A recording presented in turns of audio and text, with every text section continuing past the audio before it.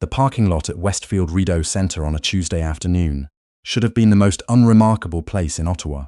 Families pushing strollers, teenagers drifting between stores, seniors moving at their own pace, unhurried, unbothered. That's how it should have been, but that was not how it went for Corporal Elaine Aduya-Bassett. Retired, 51 years old, 22 years in the Canadian Armed Forces behind her, a woman who had served 2 rotations in Afghanistan and 1 in Mali, who had come home with a commendation she kept in a shoebox because she never cared much for display. She was not a woman who needed to announce herself. That, as it turned out, was part of the problem. It was just before 2 o'clock when Elaine pulled her silver Buick into the accessible space near the south entrance. She had the permit. She always had the permit.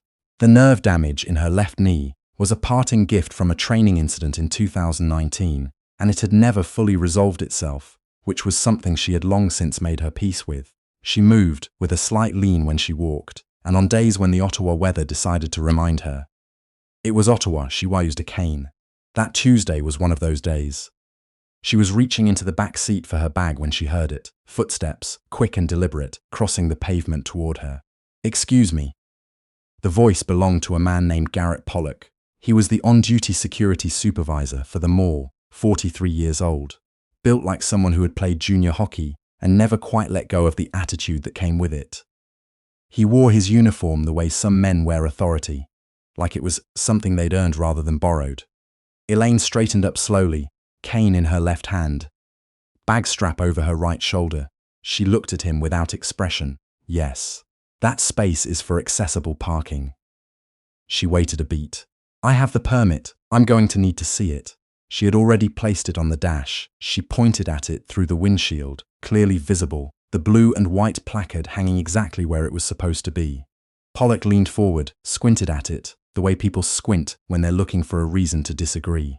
"That permit," he said slowly, "is registered to an E. Aduya-Bassett. That's me. Can you prove that?" There was a small silence, the kind that has weight to it. Elaine had experienced silences like this before. Not often, but enough times that she recognized the particular shape of it. The shape of someone deciding, before she had said or done anything at all, that she was probably lying. She opened her bag, took out her driver's license, and held it out. Pollock took it, looked at her, looked at it again. "This is you, that's what I said." He handed it back, and then, rather than walking away, he said, "We've had some reports from shoppers about a vehicle matching this description being involved in a theft earlier this week." Elaine stared at him. "My vehicle? A vehicle matching this description?" "My vehicle," she said again, very evenly, "which has been in my driveway since Saturday because I was visiting my daughter in Kanata, which I can prove with a phone call or a gas receipt, either of which I'm happy to provide, if you'd like to tell me what exactly you're accusing me of." Pollock didn't answer that directly. What he did instead was pull out his What happened next took about 11 minutes, though, to anyone watching, and people were watching, drifting over with the casual, uncomfortable curiosity that gathers around conflict in public spaces. It felt longer. A second security officer arrived, a young woman named Chloe, who kept glancing between Pollock and Elaine with an expression that suggested she was not entirely sure she wanted to be there. And then 2 Ottawa Police Service constables came through the south entrance doors, hands on their belts, moving at the unhurried pace of people who have already decided what kind of call they're walking into. Constable Wayne Bellefeu reached Elaine first. He was young, maybe 26, with the kind of professional blankness that new officers sometimes mistake for authority. "Ma'am, we've received a complaint regarding your vehicle." "From whom?" "From mall security." "About what, specifically?" Bellefeu exchanged a look with his partner, Constable R. Desmarais, who was older and said nothing at all. "There's been a report that a vehicle matching yours was spotted in the area, following a theft at this location on Sunday evening." "I was not in Ottawa on Sunday evening. Can you verify that?" "I already told Mr. Pollock." "Yes, I can make a phone call right now. I have a gas receipt from Kanata. I have a text chain with my daughter that will show the time and date stamps." "What I would like to know," Elaine said, her voice still even, still controlled, in the way of someone who has had to be controlled in situations that did not deserve her control, "is what exactly is being alleged, and on what basis." Pollock stepped forward. "Ma'am, I'm going to have to ask you to come inside so we can sort this out. I'm not going anywhere. It's standard procedure. It is not standard procedure, Elaine said, to detain someone in a parking lot based on a vague report about a vehicle that matches mine when I have presented valid identification, a valid accessible parking permit, and told you where I was on the date in question. So I will ask you again. What is being alleged, and on what evidence? There was a pause. Pollock looked at Bellefeuille. Bellefeuille looked at his notepad. And then Pollock said the thing that changed everything, not because it was the worst thing he could have said, but because he said it in front of a retired woman with 22 years of service and a very clear understanding of what documentation looked like. We can do this the easy way, or we can do it the hard way, ma'am. Elaine looked at him for a long moment. I want your badge number, she said to Bellefeuille, and yours to Desmarais, and your full name and employee ID to Pollock. I want them right now, and I want to know the name of your supervisor. Pollock crossed his arms. You're being uncooperative. I'm being precise, she said. There's a difference. You would do well to learn it. She took out her phone. She did not make the call to her daughter. She made a different call, one she had hoped, genuinely hoped, she would never have occasion to make. Her son-in-law, Major Declan Odier-Bassett, was in the middle of a briefing at CFB Petawawa when his phone buzzed in his pocket. He had turned it to silent, as he always did during operational meetings, but something, call it instinct, call it the particular quality of a message from his mother-in-law, made him check it under the table. The text read, at Rideau Center, security and OPS, claiming I'm connected to a theft. Have my ID, my permit, my alibi. They won't back down. I'm fine. Thought you should know. Declan read it twice. Then he excused himself from the briefing. He made 2 calls on the way to his car. The first was to his wife, Captain Adize Oduya-Bassett, daughter of Elaine, serving at National Defence Headquarters in Ottawa, currently in a meeting of her own. The second was to Colonel Reginald Folds, a family friend and career officer, who had known Elaine since she was a corporal, and who, when Declan explained what was happening, said only, I'll make a call. It took Declan 40 minutes to drive from Petawawa to Ottawa. He made it in 34. Back in the parking lot, in fact, managed to convince Elaine to go anywhere. The situation had stabilized into a cold stalemate. Elaine was standing beside her car. Chloe, the security officer, had quietly moved to the edge of the group and was looking at her phone. Bellefeuille was talking to Pollock in a low voice. Desmarais was writing something. A small cluster of shoppers had formed at a polite distance, the way Canadians do, close enough to see, far enough to pretend they weren't watching. One woman, somewhere in her 60s, had already come over and said quietly to Elaine, Do you want me to stay? Elaine had said no thank you, but had meant yes, and had felt the small, complicated warmth of that offer land somewhere in her chest and stay there. A mall employee named Kofi, young, maybe 19, name tag slightly crooked, had appeared from the south entrance with a bottle of water and offered it to Elaine without a word. She had taken it with a nod that carried more gratitude than she could have put into sentences right then. Pollock noticed both of these things. He shifted his weight. He said something to Bellefeuille that sounded like, Let's wrap this up. And Bellefeuille said something back that sounded like, I'm not sure we have grounds. And that was where things stood when a black SUV with Petawawa plates pulled into the lane and stopped at an angle that was not entirely a legal parking maneuver. Major Declan Oduya-Bassett stepped out. He was in uniform. He was 40 years old and had the bearing of someone who had spent half of those years being the calmest person in difficult situations, which meant he walked toward the group without hurry, without drama, without any sign of the particular fury he was experiencing internally. He went to Elaine first. You okay?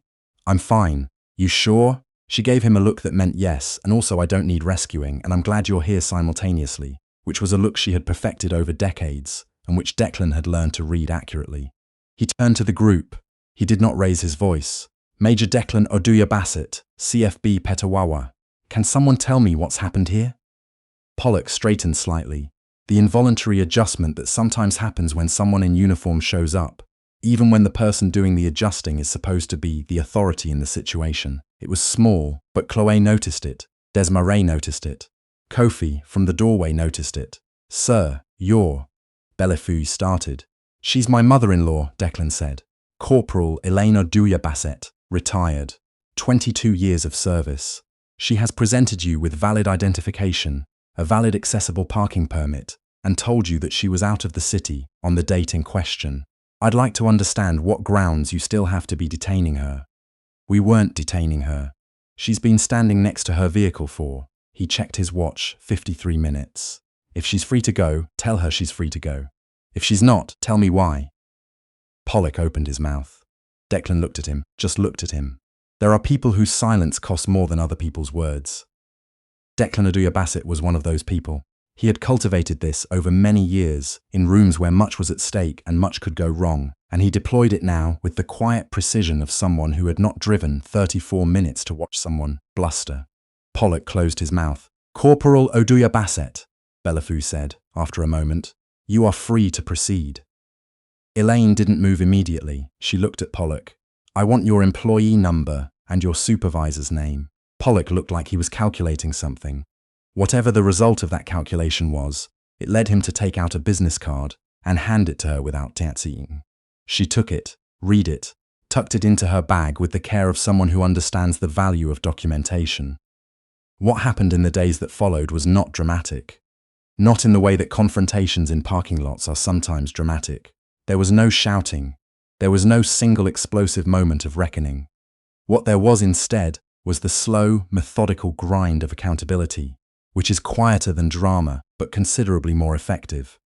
Elaine filed a formal complaint with the Ottawa Police Service the following morning. She filed a separate complaint with Westfield's Corporate Security Division.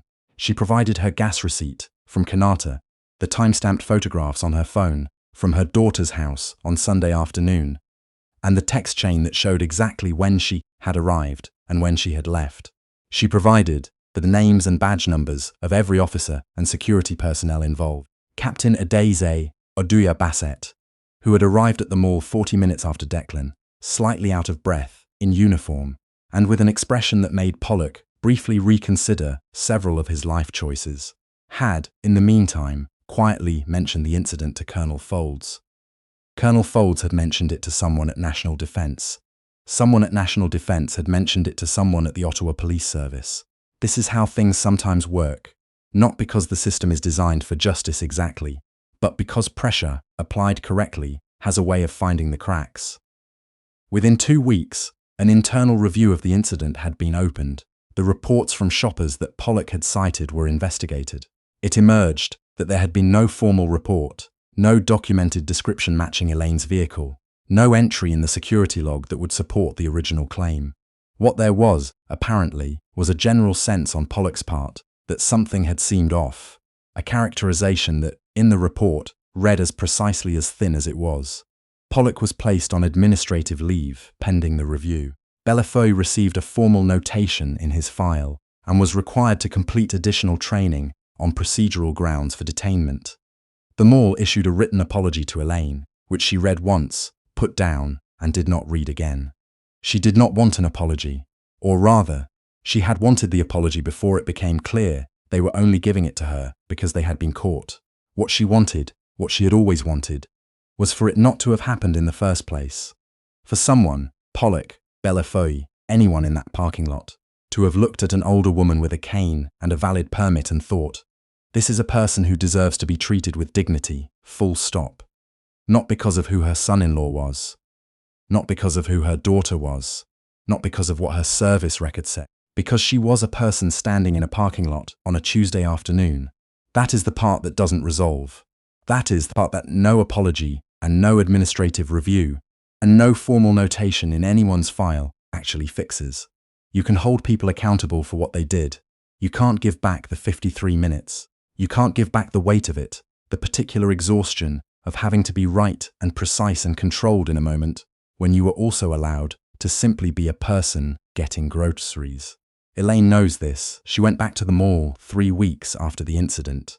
She parked in the same accessible space. She did not hurry. She bought what she had come for. She nodded to Kofi on her way out. He was working the south entrance again, and he recognized her, and his nod back was the kind that carries meaning without needing language.